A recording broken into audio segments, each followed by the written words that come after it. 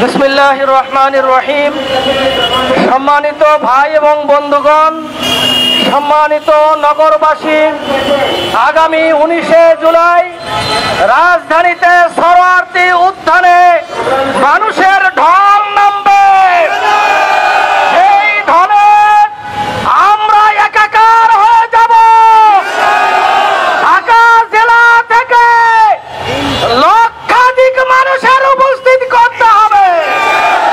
এজন্য আমরা আজকের থেকে 19 তারিখের এই জাতীয় সমাবেশ সফল করার জন্য আমরা এই এলাকার সকল জনগণকে সাথে নিয়ে 19 তারিখের এই জাতীয় সমাবেশ সফল করার মধ্য দিয়ে 7 দফা দাবি আদায় করে আমরা একটি সুখী সমৃদ্ধ বাংলাদেশ গড়বার জন্য শপথ নিব।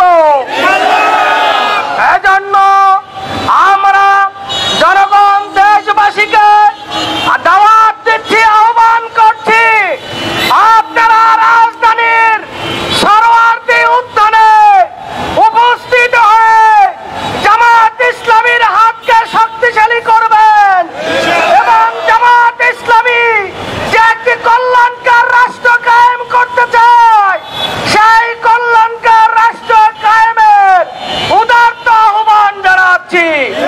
আপনাদের হাতে যে ফেস্টুন গুলো রয়েছে এগুলো একটাও আপনারা নষ্ট করবেন না।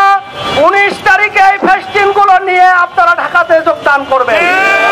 এজন্য দায়িত্বশীলরা যেভাবে আপনাদেরকে ইনস্ট্রাকশন দেয় এই ফেস্টুন গুলো আপনারা সেভাবে ব্যবহার করবেন। আজকের এই 19 তারিখের জাতীয় সমাবেশ সফল করার জন্য আপনারা যে মিছিল করেছেন, বিক্ষোভ করেছেন, এই এলাকার লোক